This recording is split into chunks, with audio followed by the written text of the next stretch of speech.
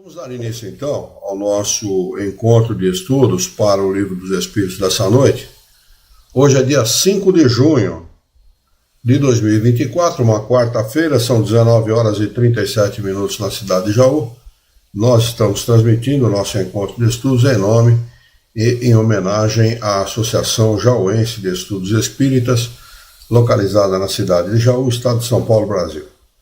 Estamos estudando do referido livro, o livro 4º, no seu capítulo 2º, Penas e Gozos Futuros.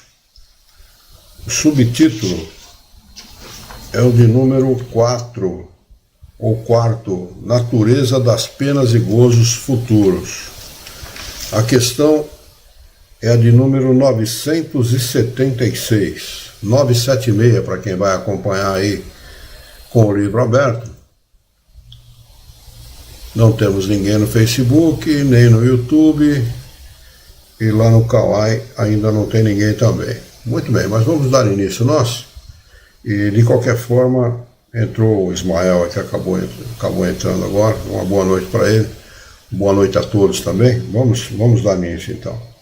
Questão 976. A pergunta de Kardec aos espíritos superiores é a seguinte: ver os espíritos que sofrem não é, para os bons, uma causa de aflição? E nesse caso, em que se transforma a sua felicidade assim perturbada? Resposta: isso não é uma aflição, pois eles sabem que o mal terá um fim e ajudam os outros no seu aperfeiçoamento, estendendo-lhes a mão. Essa é a sua ocupação, e um gozo quando obtém êxito. Diferente para nós, né? Porque muitas vezes nós vemos o sofrimento das pessoas aqui no nosso mundo e não conseguimos ajudar. No mundo dos espíritos é diferente, né? Lá não tem as necessidades materiais que nós temos aqui, então deve ficar bem mais fácil de ajudar os outros espíritos, né? Questão 976A. Concebe-se isso de parte de espíritos estranhos ou indiferentes, mas a visão das dores e dos sofrimentos dos que lhes foram caros na terra não lhes perturba a felicidade? Resposta: se eles não vissem esses sofrimentos, vos seriam estranhos após a morte. Ora, a religião vos diz que as almas nos veem, mas consideram as vossas aflições de outro ponto de vista, pois sabem que os vossos sofrimentos são úteis para o vosso adiantamento, desde que os suporteis com resignação. Eles se afligem mais com a falta de coragem que vos atrasa do que com os sofrimentos que sabem ser passageiros. Eu comparo essa resposta dos espíritos mais ou menos com o atraso de um aluno na escola, né?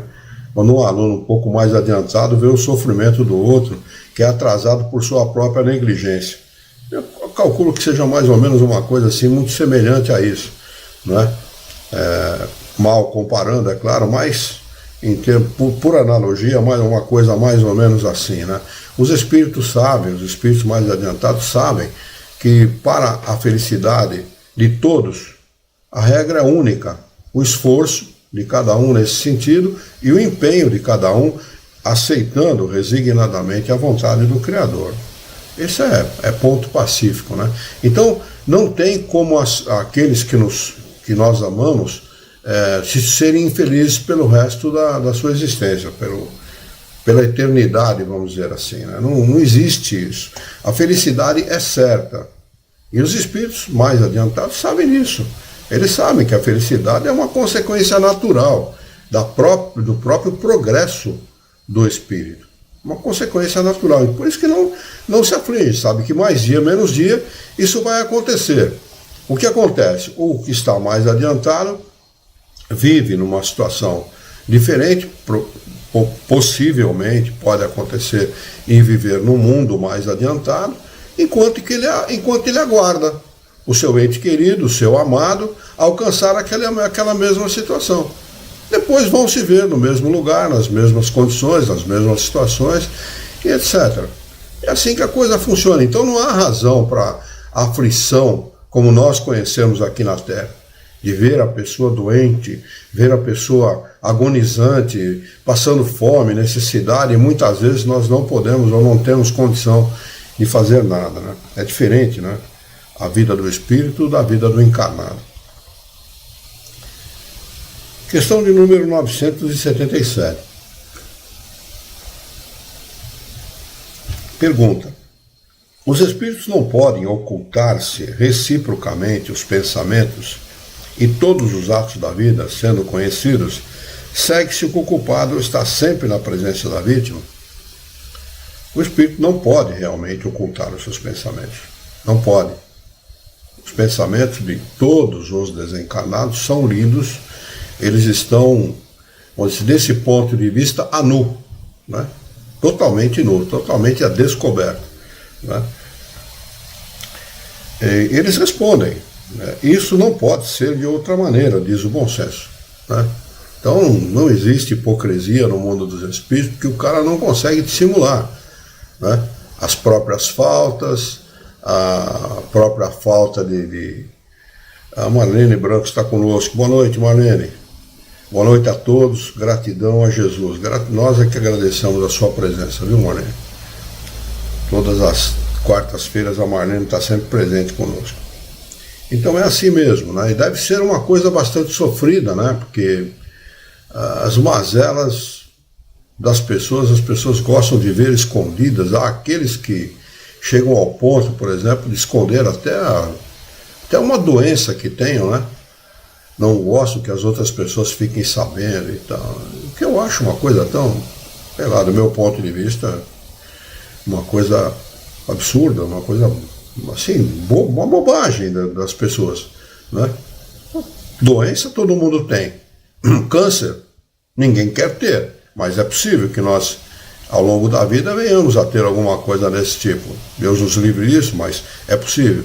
Então, qual o problema, né? Uma vez eu já fiz 3 biópsias de próstata. Os caras adoravam aqui no Hospital de Jaú fazer biópsia de próstata no Luiz Herrero. E era um troço dolorido. Um troço que eu fiz a terceira, eu falei, nunca mais.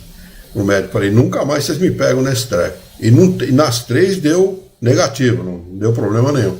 Mas eu comentei um dia no Centro Espírita, nossa, fez biópsia de próstata, como se isso fosse o resultado de um câncer. Não é, uma biópsia é um exame como outro qualquer que pode ou não detectar um problema. E no meu caso, eu sabia que não tinha nada. A gente intimamente sente quando você tem um problema. Não sei se para vocês acontece isso, mas para mim é comum, né, sentir esse tipo de coisa. E o médico uma vez confirmou para mim. O médico que era estagiário aqui no hospital falou, não, o paciente sabe. Normalmente o paciente sabe, se está com câncer ele sabe. Né? E eu entrei na sala do médico sorrindo, inclusive o médico me deu uma bronca, pô, você está vindo buscar um resultado de uma biópsia e está sorrindo? Eu falei, mas qual o problema? Estava eu e ela, a gente brinca muito entre a gente, né? E nós entramos por acaso, entramos sorrindo na sala do médico. Eu falei, não, qual o problema? Ele falou, e se você tivesse com câncer? Eu tratava, né? Mas eu sei que eu não estou. Mas como é que você sabe? Eu sei. E realmente foi a primeira, né? E deu negativo, a segunda deu negativo e a terceira deu negativo. Então eu não vejo o menor problema em relatar uma coisa como essa. Eu sei de pessoas espíritas, não vou dizer o nome, porque é uma pessoa bastante conhecida, que uma vez passou por uma biópsia como essa e não contou para ninguém, fez questão de manter a coisa escondida e tal, né? Cada um tem uma maneira de pensar, mas no mundo dos espíritos isso não acontece assim, né? Tanto as nossas virtudes como as nossas mazelas ficam a descoberto, não tem como esconder de ninguém não, né? E tem que encarar a coisa. Esse que escondeu, no mínimo por vaidade, né? Eu acredito que sim, sei lá, medo de preconceito das outras pessoas, né? Medo de sentir preconceito, porque há pessoas que têm preconceito, né? Sabendo que a outra está doente e não se aproximam, ficam meio distantes, eu procuro não vir na casa da pessoa, a pessoa está doente e tal, né? Como eu convivi com doença a minha vida inteira, desde praticamente da minha infância até a minha idade adulta, eu não tenho o menor preconceito com esse tipo de coisa, não, pelo contrário, né? Mas há pessoas que são assim, há pessoas que sentem assim. Comparando com o mundo espiritual, com o mundo dos espíritos, nós estaremos lá, não vai demorar muito, todos nós um dia faremos essa passagem para o mundo espiritual, é completamente diferente, né, do mundo material. O mundo material aqui você dissimula, você esconde, você guarda, você não revela, pede sigilo e tal, né, para o médico. O médico, inclusive, é obrigado a manter sigilo por uma questão de ética, mas pede sigilo para um advogado, mas lá não tem que pedir sigilo para ninguém, porque todas as nossas, o nosso meio de comunicação no mundo dos espíritos é o pensamento. Nós não temos lá a palavra articulada como nós temos aqui. É tudo através do pensamento. Os espíritos se comunicam pelo pensamento. Então não há como dissimular. Como todos leem o pensamento, que é a linguagem universal, né, todos sabem o que todos pensam. Isso deve ser muito ruim, porque o camarada não está habituado aqui no mundo material a esconder tudo das pessoas, e lá não tem como fazer isso. Não tem. Olha como eles respondem aqui, ó. Isso não pode ser de outra maneira, diz o bom senso. Né? Diferente da linguagem articulada que nós temos aqui. Né? Questão de número 977A. Essa revelação de todos os atos repreensíveis e a presença constante das vítimas serão um castigo para o culpado? Resposta: maior do que se pensa. Deve ser triste o cara ter que enfrentar aquele que ele prejudicou, aquele contra o qual ele cometeu crimes, abusos e etc. Né? Deve ser muito difícil, né? Até porque os inimigos ficam cara a cara com o sujeito, né?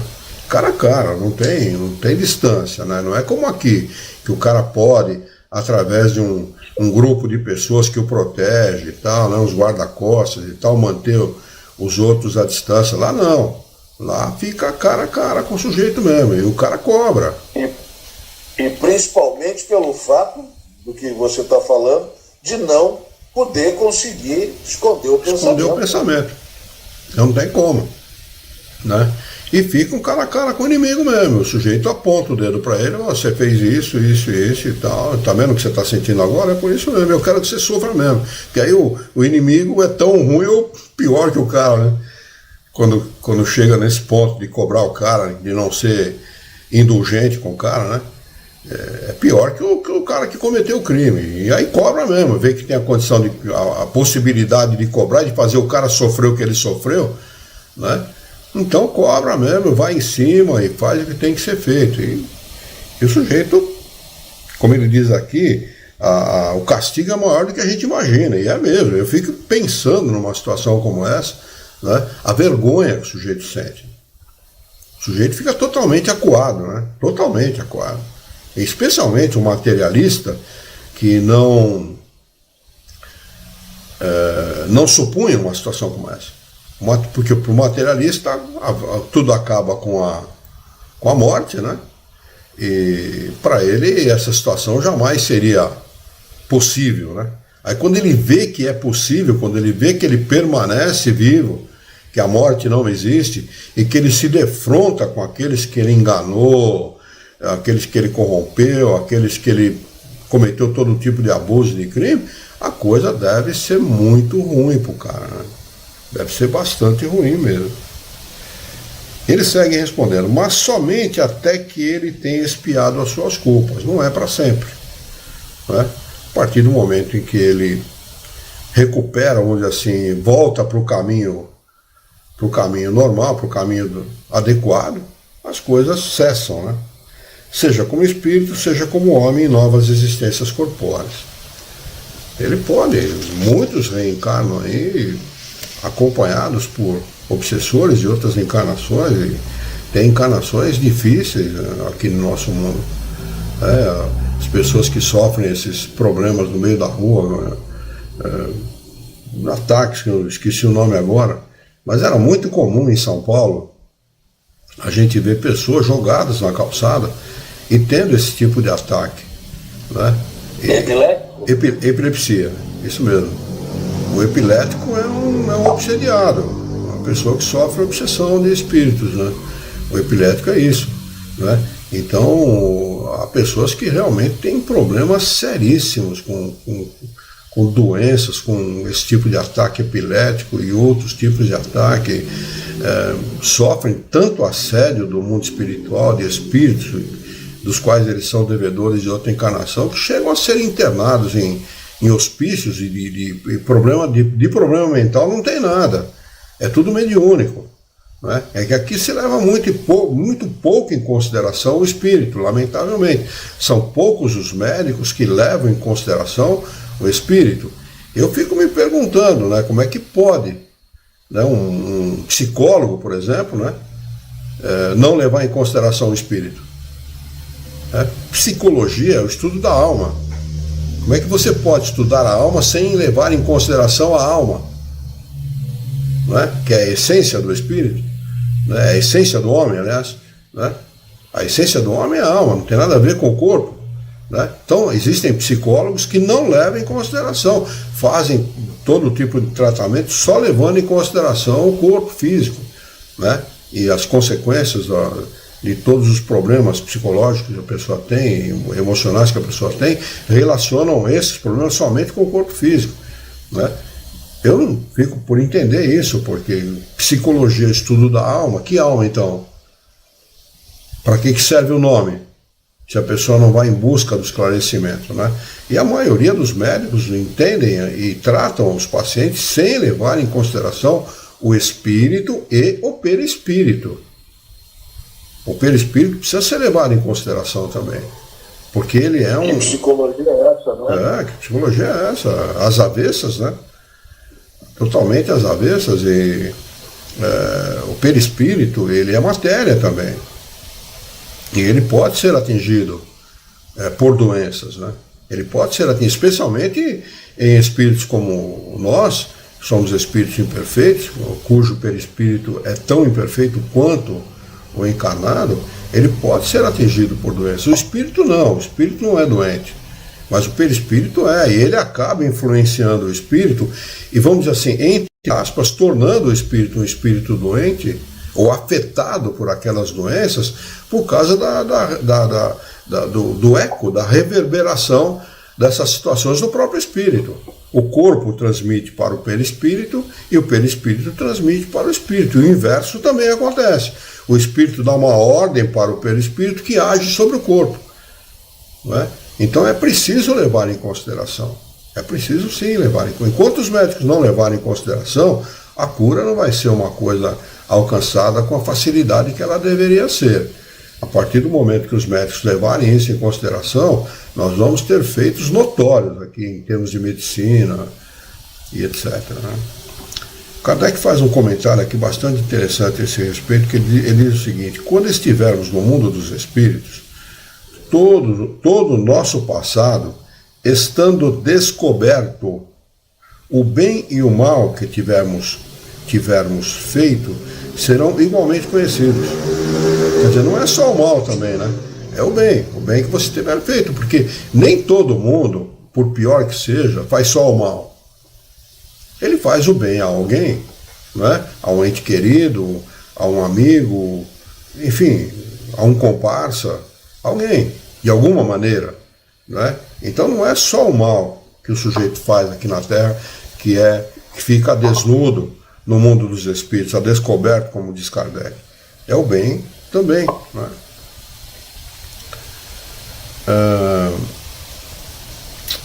Em vão, aquele que fez o mal tentará escapar à visão de suas vítimas.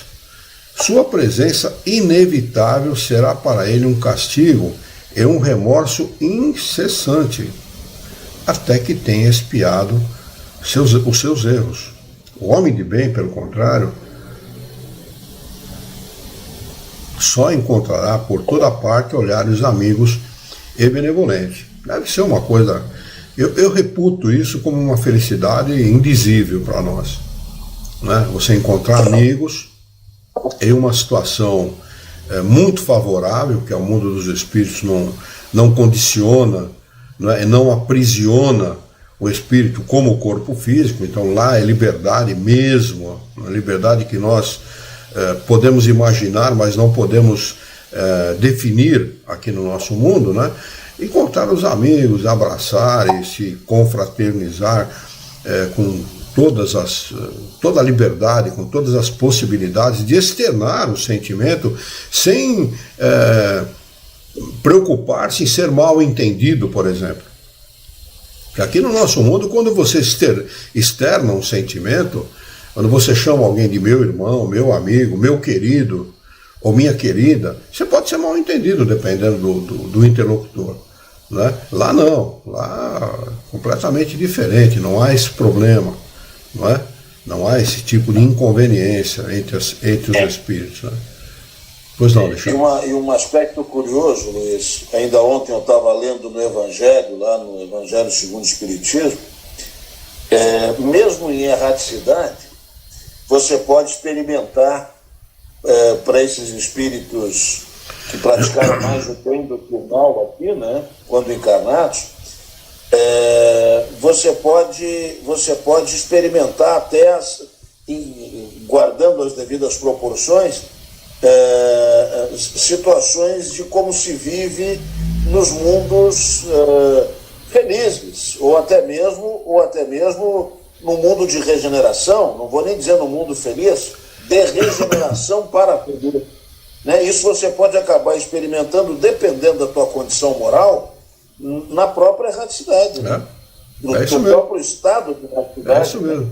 Ele vislumbra aquela felicidade vivida nos mundos superiores, nos mundos melhores. É isso mesmo.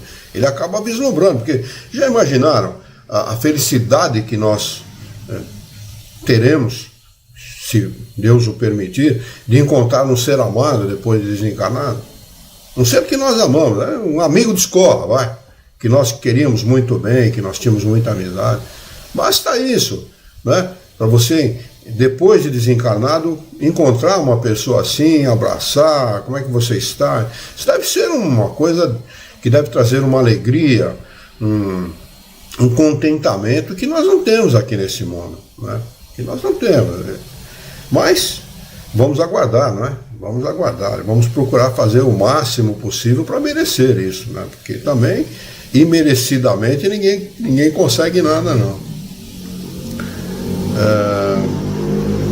Ele diz, o homem de bem, pelo contrário, só encontrará por toda parte olhares amigos e benevolentes. Para o mal, não há maior tormento na terra que a presença de suas vítimas. É verdade mesmo, né? Não há coisa pior, não é? Que o outro encontrar a sua vítima. Né? Não há pior coisa. Eu lembro daquele senhor, o nome do filho era Ives, se eu não me engano, e o pai era um japonês, que eu não lembro o nome dele agora, um empregado, o japonês tinha dinheiro, era abastado, e o empregado raptou o filho, e o filho reconheceu o empregado, e o empregado, para não ser entregue para a polícia pelo garoto, matou o garoto e enterrou embaixo do berço onde eles colocavam o menino. Né? Faz tempo isso, uns 20 anos atrás, um pouco mais talvez, e esse japonês, ele teve um gesto de grandeza, tão grande na minha opinião, mas tão grande, ele foi à cadeia, encontrou a pessoa e falou, eu te perdoo. Eu lembro que foi televisionado isso, naquela época nós não tínhamos o que nós temos hoje de mídia social, né? Então aquilo foi retratado através da televisão. Foi um gesto de grandeza muito grande, mas imagine para o sujeito que fez o que fez com o filho dele, que assassinou o filho dele brutalmente, ter cara a cara, né, o outro dizer para ele, não, eu te perdoo. Imagina o que o sujeito deve ter sentido intimamente. Ele pode não revelar isso através de palavras, mas certamente deve ser um tormento muito grande, porque se ele não revelou aquilo na hora, no momento que ele botou a cabeça dele no travesseiro, lá na cela dele, lá na intimidade da sua cela, na intimidade do seu ser, ele deve ter sentido bastante remorso. Né?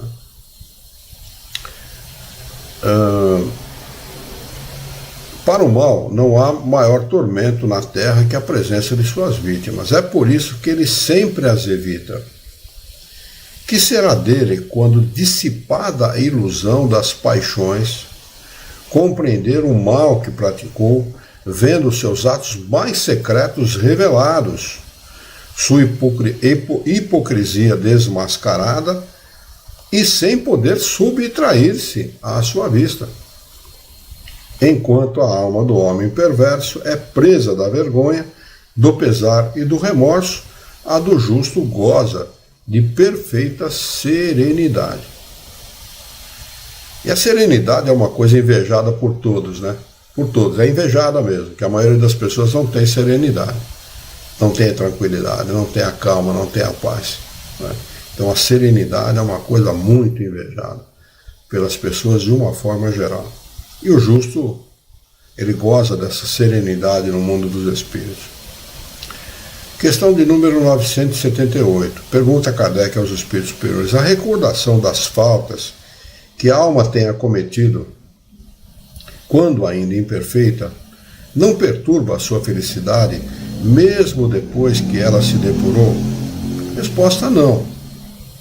Porque ela resgatou as suas faltas e saiu vitoriosa das provas a que se submeteu com esse fim.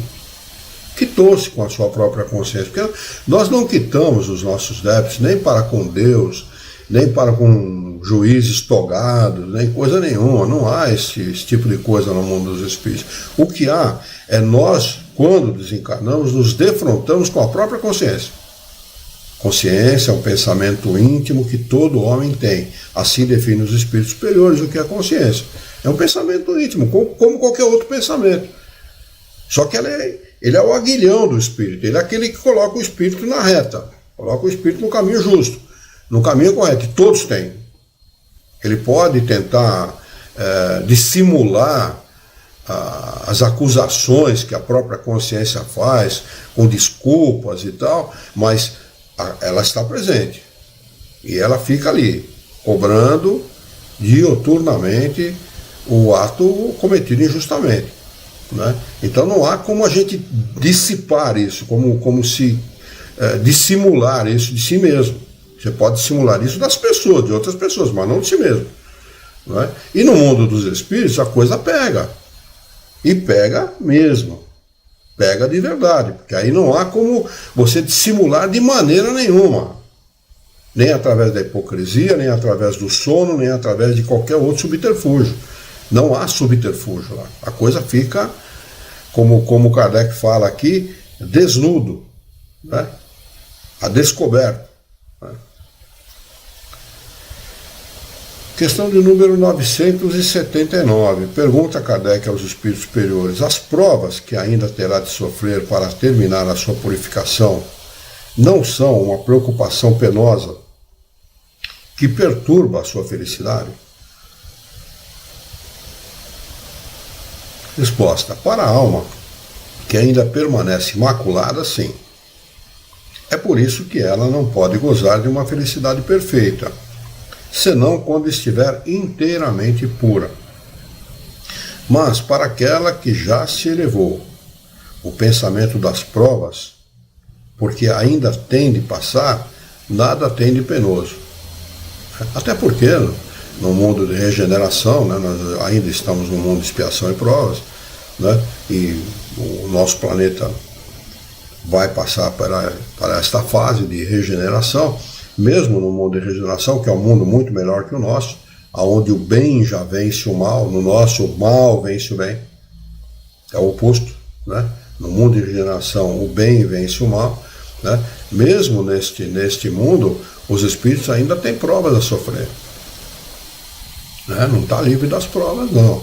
A coisa vai começar a melhorar no mundo feliz para frente. Que aí o espírito investe em tempo integral na própria evolução, no próprio progresso, em tempo integral.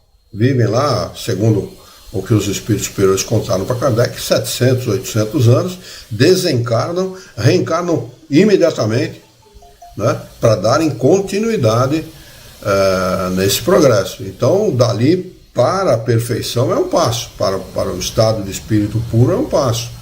Perfeição relativa, né, sempre.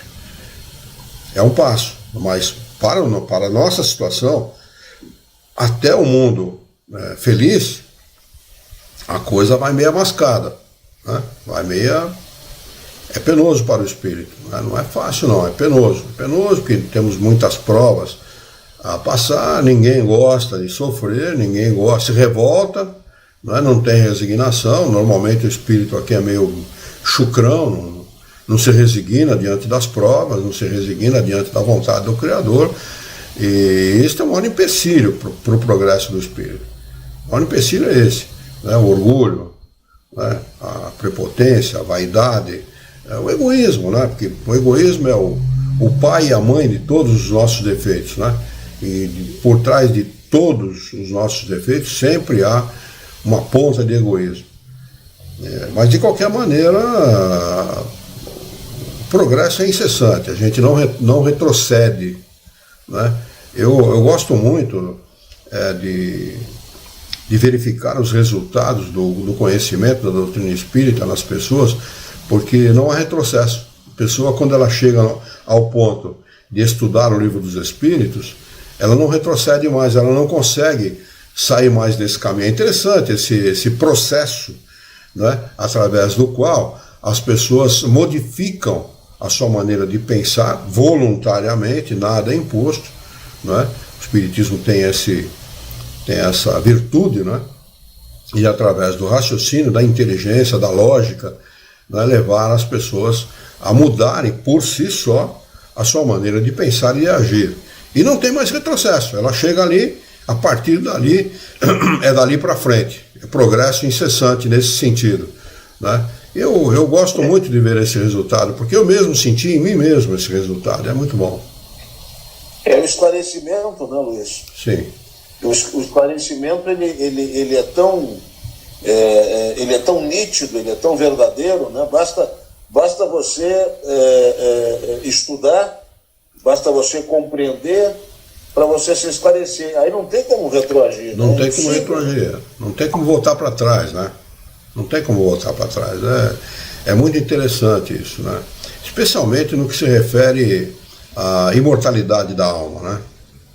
Quando o espírito compreende isso, e é interessante que, por isso que Jesus se debate incessantemente nos seus ensinamentos há 2000 anos atrás, na sua linguagem, naquele tempo, lidando com pessoas semi-selvagens e tal, né?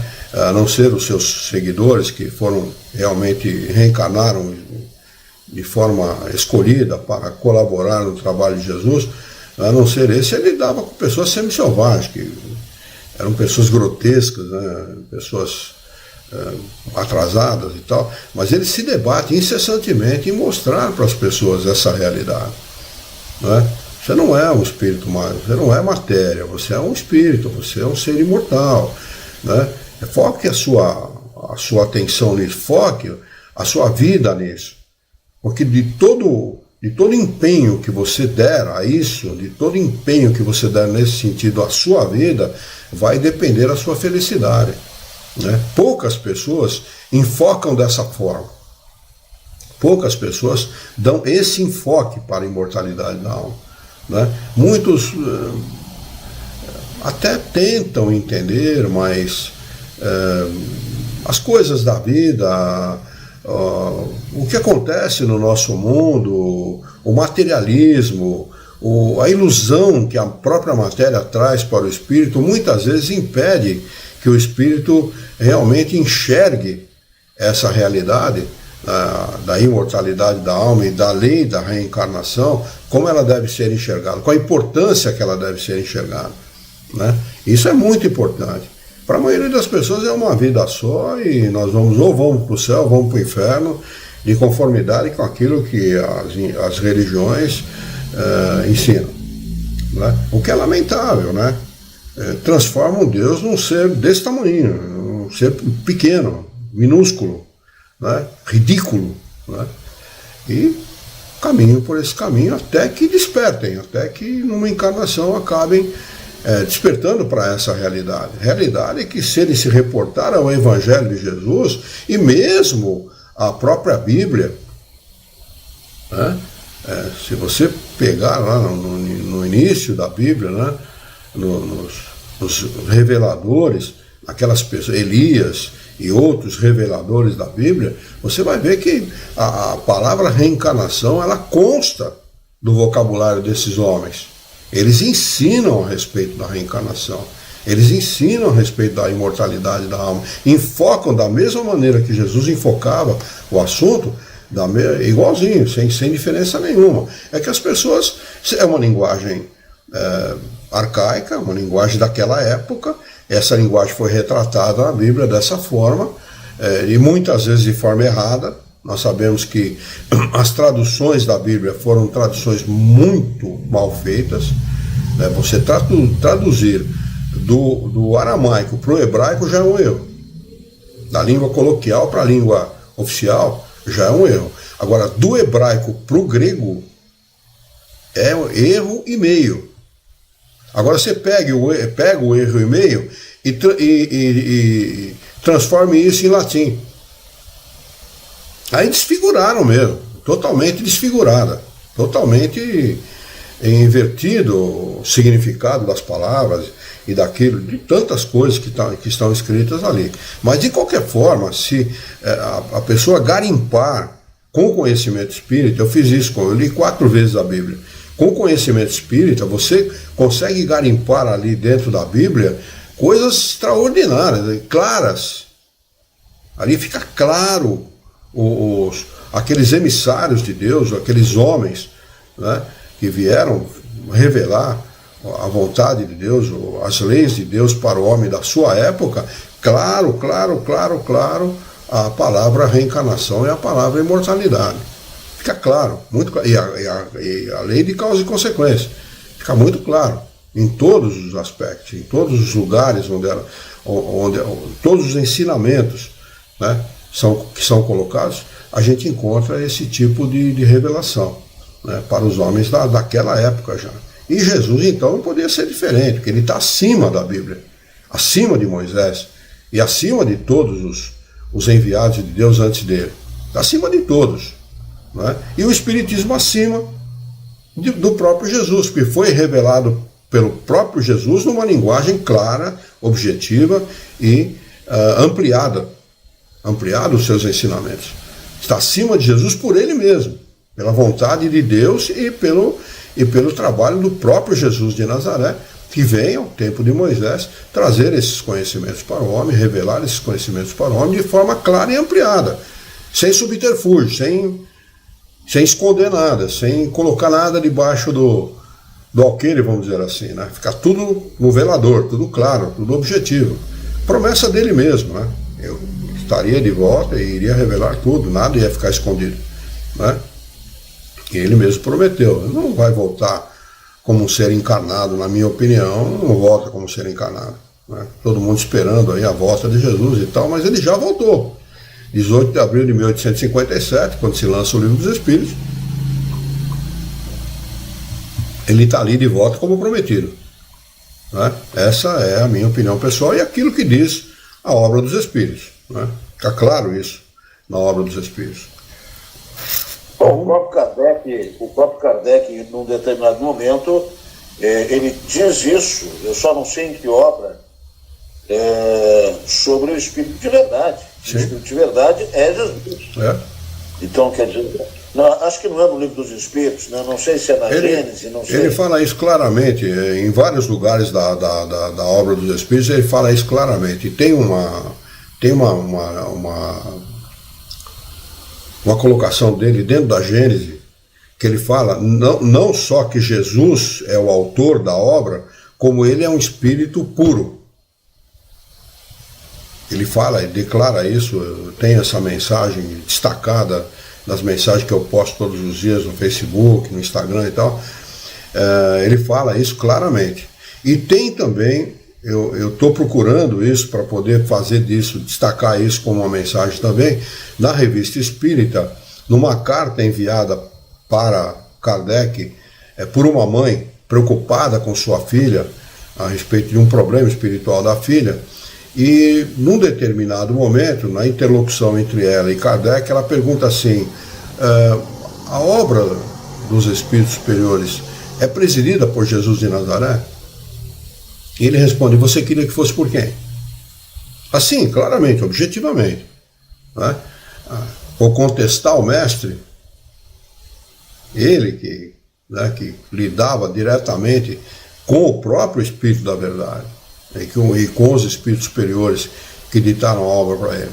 Quer dizer, não dá para contestar, né? Não dá para contestar esse tipo de coisa. Então a gente pode dizer, assim, com muita tranquilidade de consciência, e sem querer aqui falar uma inverdade para quem quer que seja, que o livro, a obra dos Espíritos superiores, o Espiritismo, está acima do Evangelho de Jesus.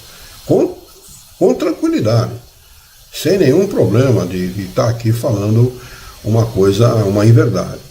Porque o próprio Jesus de Nazaré vem, dita essa obra, que está de forma clara e ampliada em relação à própria obra dele há 2000 anos atrás. Ele não podia falar. Como é que ele vai conversar com crianças como você conversa com adulto? E do ponto de vista da evolução intelectual e moral dos seres de hoje em relação aos seres de 2000 anos atrás, eles eram crianças, né? Em relação ao homem de hoje. O homem tem hoje evolução intelectual suficiente para compreender aquilo que está na obra dos Espíritos. Por isso que eu não tenho nenhum problema, quando eu faço as minhas mensagens, quando eu destaco lá, pego da obra dos Espíritos, destaco aquelas mensagens para postar, eu não tenho problema nenhum em colocar qualquer mensagem que seja. Mas isso é muito rebuscado. As pessoas que não conhecem a doutrina espírita, as pessoas podem não conhecer a doutrina espírita, mas são espíritos imortais, primeiro. E segundo, têm intelectualidade suficiente para entender. Então, como dizia Jesus na sua própria obra, que ouçam aqueles que têm ouvido de ouvir e que vejam aqueles que têm olhos de ver. O problema é de cada um, não é meu. Aliás, eu não estou retratando uma coisa minha, eu estou retratando uma coisa dos Espíritos. E se eles ditaram isso, é porque isso tem que ser revelado. Para todos, indistintamente, né? Até porque o espírito não pode desencarnar e dizer assim, não tive oportunidade. Não teve sim. Você entrava lá na rede social e tinha um sujeito lá que postava aquelas coisas lá, você não deu ouvido. Quer dizer, não pode reclamar que não teve oportunidade, né? Mas vamos lá.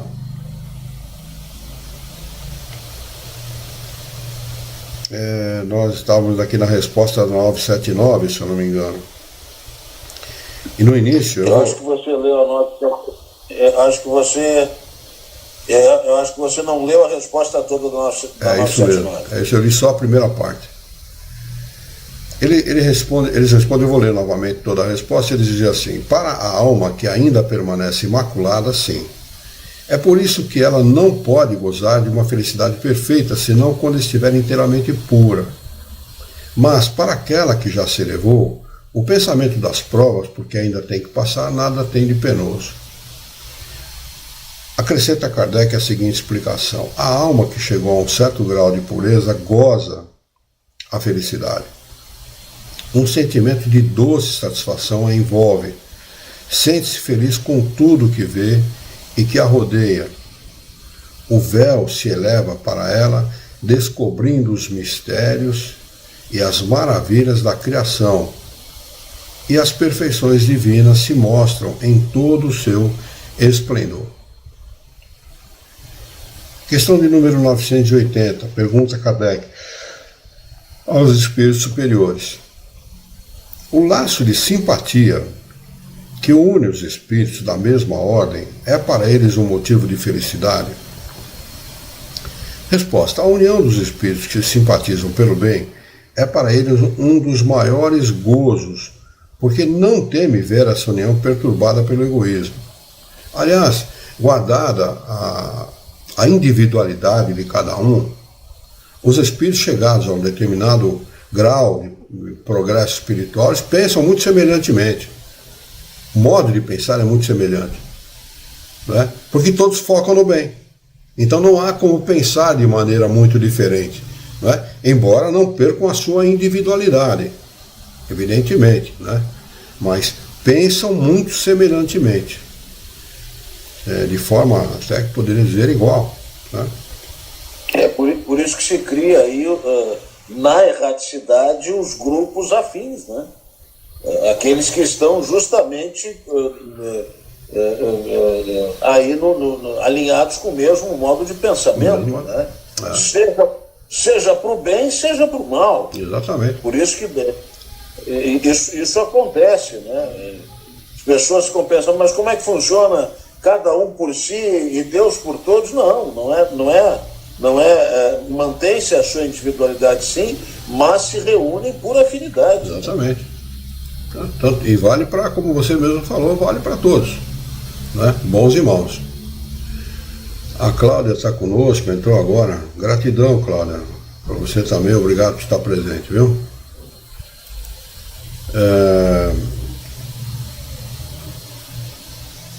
Questão de número 980. Os laços de simpatia que unem os espíritos da mesma ordem é para eles um motivo de felicidade? Resposta. A união dos espíritos que se simpatizam pelo bem é para eles um motivo dos maiores gozos, porque não temem ver essa união perturbada pelo egoísmo. Eles formam, no mundo inteiramente espiritual, as famílias do mesmo sentimento. É nisso que consiste a felicidade espiritual, como em teu mundo os homens se agrupam em categorias e gozam de um certo prazer quando se reúnem. A afeição pura e sincera que provam e de que são objeto é um motivo de felicidade, pois lá não há falsos amigos nem hipócritas. É tão ruim lidar com gente hipócrita, eu já lidei com gente assim, é triste. Acrescenta Kardec, o homem goza as primícias dessa felicidade sobre a terra quando encontra almas com as quais pode confundir-se numa união pura e santa. Numa vida mais depurada, esse prazer é inefável e sem limites, porque ele só encontrará almas simpáticas que o egoísmo não tornou indiferentes, pois tudo é amor na natureza. O egoísmo é que o aniquila. Questão de número 981. Pergunta Kardec aos espíritos superiores. Há diferença para o estado... para o estado futuro do espírito entre aquele que temia a morte e aquele que a via com indiferença e até mesmo com alegria? Resposta. A diferença pode ser grande. Entretanto, ela em geral se apaga ante as causas que produzem esse medo ou esse desejo. Quem a teme ou quem a deseje pode ser impulsionado por sentimentos muito diversos. E são esses sentimentos que vão influir no estado futuro do espírito. É evidente, por exemplo, que aquele que deseja a morte, unicamente por ver na mesma o fim das tribulações, de certa maneira se queixa das provas que deve sofrer. Então, como ele próprio diz aqui, não há muito como você definir esses sentimentos, né? Nem como estimar esses sentimentos. As causas são muito diversas, realmente. Questão de número 982. É necessário fazer profissão de fé no Espiritismo e crer nas manifestações? Quando ele fala em manifestações, ele se refere a manifestações dos próprios espíritos, dos desencarnados, para assegurar a nossa sorte na vida futura? Resposta. Se assim fosse, todos os que não creem ou não puderem esclarecer-se serão deserdados, o que é absurdo. É o bem que assegura a sorte no futuro. O estado, quando ele fala em sorte, é o estado do espírito em estado de erraticidade, ou seja, depois do desencarne. Ora, o bem é sempre o bem, qualquer que seja a via pelo qual se produz. Por isso que os próprios espíritos superiores dizem o seguinte: nós estamos aonde estão pessoas desejosas de produzir o bem. A pessoa fala, mas Umbanda é baixo espiritismo. Você é ignorante, pô. Tem gente na Umbanda que deseja fazer o bem para as pessoas. Você acha que o espírito que trabalha no centro espírita não vai estar lá na Umbanda também ajudando? É claro que vai. Evidentemente, ele está ali porque tem gente desejosa de fazer o bem. E no centro espírita, tem gente desejosa de fazer o bem, tanto quanto no outro. Isso vale para a Igreja Católica, isso vale para a Igreja Evangélica, isso vale para onde houverem pessoas desejosas de fazer o bem para o próximo. Eu sempre me lembro de uma história de um presidente de uma casa espírita no Rio de Janeiro. Essa história é contada muito, eu ouvi essa história há 40, 50 anos atrás, no centro espírita. Ele era presidente da casa espírita e no Rio de Janeiro tem essas rodas. Eu não sei se ainda tem, mas naquela época havia. Eram rodas de umbanda mesmo, né? Eles ficavam mediunizados e as pessoas ficavam em volta e de vez em quando um espírito chamava um cara que estava lá no meio, assistindo o que estava acontecendo, para conversar. Os espíritos mediunizavam o médium e conversavam com as pessoas, né? E esse sujeito, que era presidente da casa espírita, estava passando por uma hora e resolveu parar para ver o que estava acontecendo. Um espírito estava lá no meio, chamou ele e falou: vem aqui. Conversou com ele e tal, ele não deu muito ouvido, porque ele tinha um preconceito danado contra os umbandistas, né? E foi embora, né? Passado lá algum tempo e tal, numa reunião de diretoria, pediram, ele presidindo essa reunião, pediu que o espírito guia do centro, né, coordenador do centro espírita desencarnado, se manifestasse e desse lá os conselhos pro pessoal e tal. Quando o espírito se manifesta, falou algumas coisas lá e tal, ele pediu: olha, posso pedir um conselho para o senhor? Não, perfeitamente. Eu tenho uma ferida na perna, assim e tal, eu queria que o senhor me receitasse alguma coisa que eu pudesse usar e tal, para curar essa ferida. Ele falou: mas eu te falei lá na roda. Eu te falei lá, era eu que estava falando para você. Quer dizer, esse espírito estava lá naquela roda de umbanda, trabalhando pelo bem das pessoas, talvez manifestando como um caboclo, como um preto velho, como um índio, vai saber, né? Não importa também, porque não tem índio, caboclo, nem preto velho, nem branco, nem preto, nem coisa nenhuma, né? E espírito é espírito, né? E falou, conversou com ele. Aí deu-lhe a bronca depois lá na reunião no centro espírita, para deixar de ser preconceituoso e burro, né? Porque todo preconceituoso é burro. Esse deve ter aprendido. Ah, bom, tomara que tenha, né? Porque se não aprendeu com essa, não vai aprender nunca mais, né? Se não aprendeu com essa, não vai aprender nunca mais. Então não tem essa de... Todo preconceito, ele é próprio de espírito atrasado. Seja preconceito do que quer que seja. Você pode não aceitar o que o outro faz, mas ter preconceito não, é um ser humano, ele tem o direito de ter a opinião dele. Aliás, o livre-arbítrio é concedido por Deus. Se a pessoa vai usar bem ou mal o seu livre-arbítrio é outra história, é problema dela, o que ela vai fazer com o livre-arbítrio. Quem vai responder pelas consequências do seu livre-arbítrio é ela, não somos nós, né? Kardec acrescenta a seguinte explicação: a crença no espiritismo ajuda o homem a se melhorar ao lhe fixar as ideias, fixar a ideia, né? Criar um rumo para que a pessoa possa falar: eu vou naquela direção, né? Cria um objetivo para a pessoa, né? Porque muitas vezes as pessoas estão meio perdidas na vida, não sabe qual é o propósito da vida, qual é o real objetivo da vida, né? Para muitos o real objetivo da vida não tem nada a ver com a opinião do outro, né? Então ele fixa a ideia, procura fixar a ideia, né? Dar um rumo sobre determinados pontos do futuro. Ele apressa o adiantamento dos indivíduos e das massas, porque permite considerarmos o que seremos um dia. Esse é o grande propósito da doutrina espírita: mostrar para o homem o que ele vai ser quando ele estiver no mundo dos espíritos. Considerar isso, ele tem que considerar isso. Se ele passar pela vida sem considerar isso, ele vai ou ficar estacionário ou vai avançar muito pouco no seu progresso como espírito, né? Porque se ele não considerar a vida espiritual, o que ele faz? Ele centra fogo, ele centra os seus interesses na vida material. E vai errar barbaridade, porque se ele centra fogo aqui o que vale? Quem tem mais. E para ter mais, o cara faz qualquer coisa. Engana, mente, corrompe, rouba, faz qualquer coisa. Vale tudo para ter bens materiais. E nós sabemos que isso é o oposto do interesse dos espíritos encarnados como espírito. É o oposto.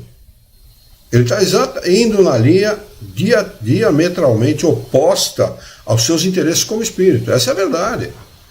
Essa é a realidade. Por isso que é necessário considerar isso.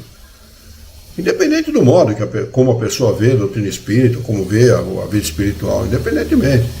Né? Faça o bem, foque no bem, foque na caridade, foque em produzir o bem. Né? E você estará bem na vida espiritual. Quem vive bem, morre bem. Essa é a palavra dos espíritos. Não sou eu que estou falando, não. Eles que dizem isso. Quem vive bem, morre bem. Eu não sei quem é espírita, morre bem. Quem é católico, morre bem. Quem é evangélico, morre bem. Não. Quem vive bem. Quem vive bem? Aquele que promove o bem, aquele que fala do bem, aquele que pensa o bem. Não é? E não quem faz o contrário. Não vamos pagar a nossa entrada no céu, como era no templo lá de São Francisco de Assis. Ele foi até Roma justamente para questionar o Papa a esse respeito. Né? Ele vendia entradinha no céu, vendia terreninho no céu, né? Vendia prece era paga. Quem podia pagar mais tinha mais, uma quantidade maior de prece por aquele ser querido que desencarnou, etc. Né? Não é a realidade, não é a verdade.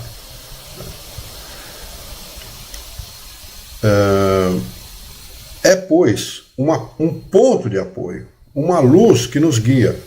O Espiritismo ensina a suportar as provas com paciência e resignação. Desvia o homem da prática dos atos que podem retardar-lhe a felicidade futura. E é assim que contribui para a sua felicidade.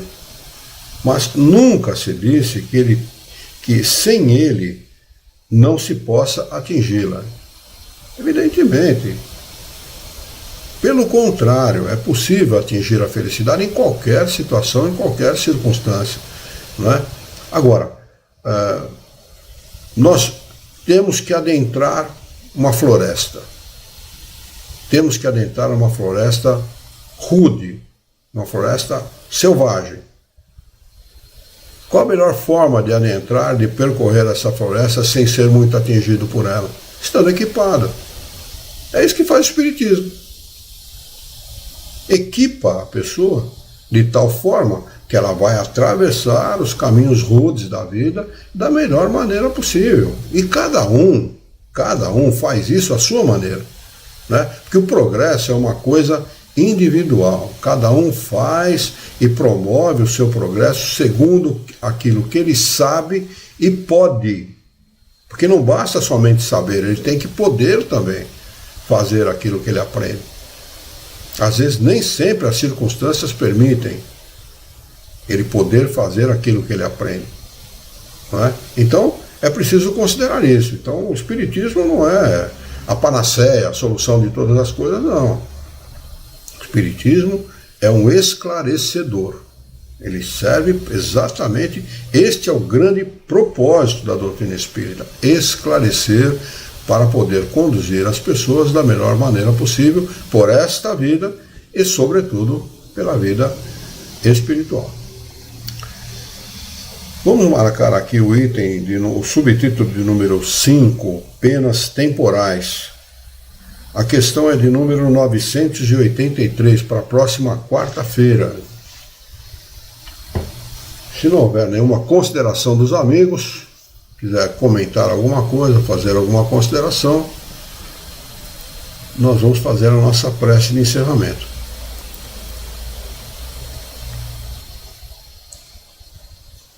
Podemos fazer então? Então vamos lá. Vamos elevar o nosso pensamento,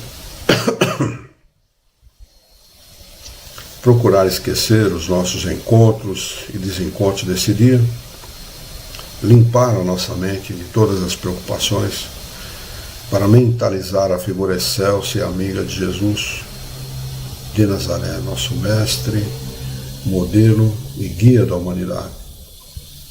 E juntos com Jesus nos dirigir ao Criador, ao Senhor da vida, fonte inesgotável de paz, de amor, de bondade, de misericórdia e justiça, para agradecer muito pela oportunidade de aqui estarmos reunidos em seu nome, para estudarmos as questões propostas pelo Livro dos Espíritos dessa noite.